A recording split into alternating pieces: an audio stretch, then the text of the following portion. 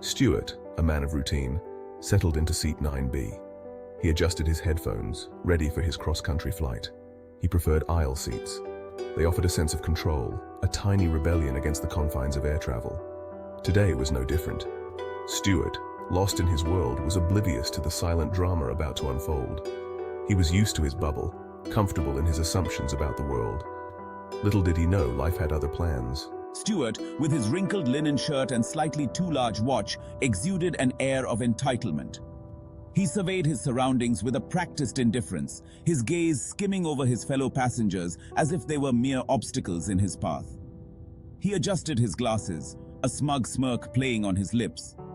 This flight, like all others, was merely a means to an end, a necessary inconvenience to be endured. Across the aisle, a woman in a simple blue dress radiated quiet confidence. Her hair, styled in elegant braids, framed a face that spoke of quiet strength and wisdom. She held herself with a regal air, her every movement measured and graceful. She was absorbed in a book, her brow furrowed slightly in concentration. A worn leather bag sat at her feet, its simple design belying a quiet luxury. Another one of those types, he thought, mistaking her quiet confidence for something else entirely.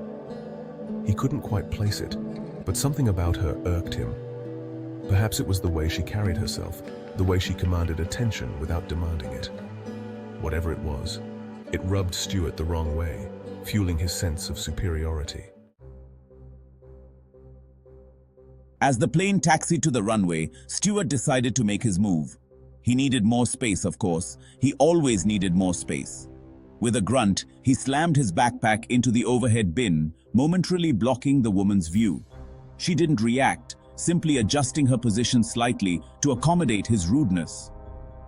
This only served to irritate Stewart further. He interpreted her lack of response as weakness, as an invitation to push further. "Excuse me," he said, his voice dripping with a condescending politeness. "You're kind of encroaching on my space. Would you mind?" He gestured towards her bag, a smug look on his face.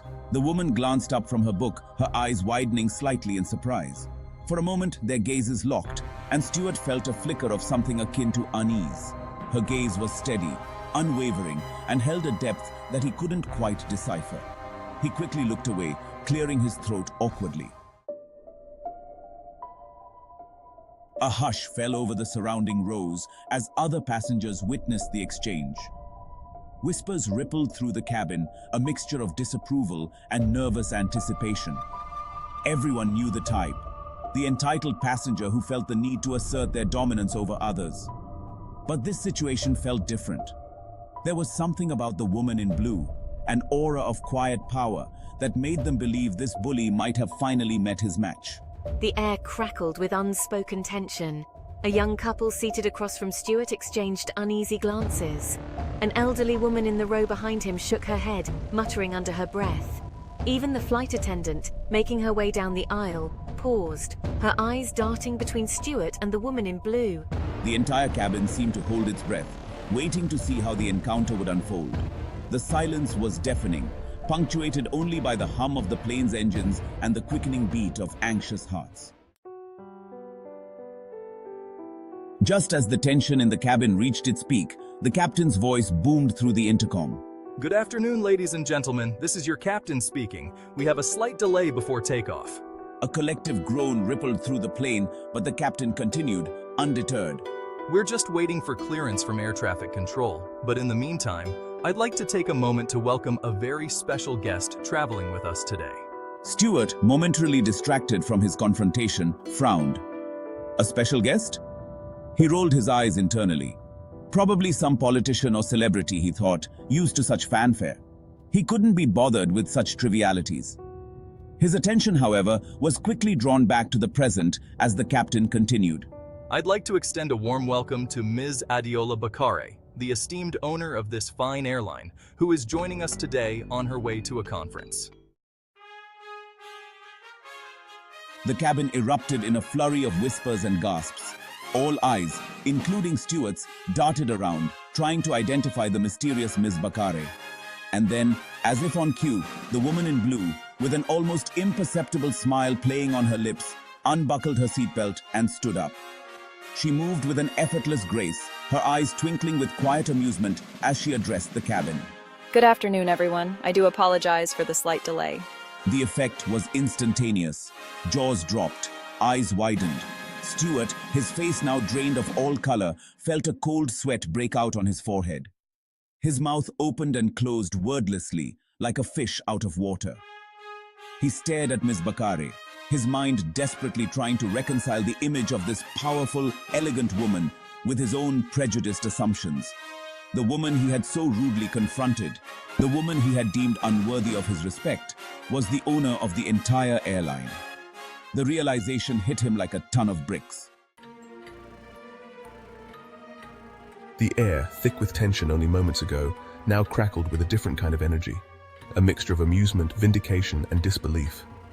Stewart, his face now a mask of horrified realization, shrank back in his seat, wishing he could disappear into the faded upholstery. The whispers he had initially ignored now seemed to mock him, echoing his own words back to him with cruel irony. He felt a wave of shame wash over him, hot and suffocating. His carefully constructed world, a world where he was always right, where he was always in control, crumbled around him. He had misjudged this woman, terribly and completely. He had allowed his own prejudices to cloud his judgment, and now he was facing the consequences. The look on her face, a mixture of disappointment and quiet amusement, was more cutting than any words she could have uttered. In that moment, Stewart didn't just feel small, he felt insignificant, his own arrogance exposed for what it truly was. The incident on the plane served as a harsh but necessary lesson for me. It shattered my carefully constructed illusions about the world and forced me to confront my own ingrained biases. I realized, with a sinking feeling, how easily I had categorized Miss Bakare based solely on her appearance, how readily I had filled in the blanks with my own preconceived notions. I had assumed, without a shred of evidence, that I was superior, that my comfort was more important than hers. The encounter with Miss Bakare stayed with Stewart long after the flight had landed. It became a turning point, a catalyst for introspection and change. He started to question his own deeply held beliefs, to challenge the assumptions he had always taken for granted. He began to see the world through a new lens, one that acknowledged the richness and complexity of human experience beyond superficial appearances. The experience on the plane had a ripple effect, extending beyond my immediate circle. I found myself sharing the story with friends and family, using it as a cautionary tale about the dangers of prejudice and the importance of humility. I became more aware of my own biases, more mindful of how my words and actions might impact others. I made a conscious effort to listen more, to judge less, and to approach every interaction with an open mind and a kind heart. The change in Stewart wasn't always easy or immediate. Old habits die hard, and there were times when he caught himself slipping back into familiar patterns of thought. But the memory of Ms. Bakare's quiet strength, her unwavering dignity in the face of his rudeness, served as a powerful reminder of the importance of treating everyone with respect, regardless of their perceived station in life. The story of Stewart's transformation is a testament to the power of human connection, the potential for growth and change that exists within each of us. It highlights the importance of approaching the world with humility, of recognizing that our own perspectives are limited and that true wisdom lies in embracing the unknown.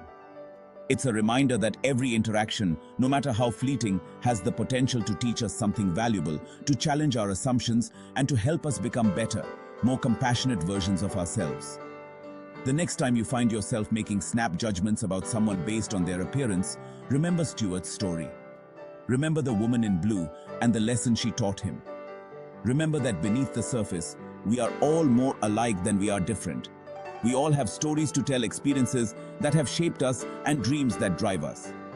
Let's approach each other with open hearts and open minds, ready to learn, to connect, and to embrace the beautiful tapestry of human experience in all its messy, complicated glory.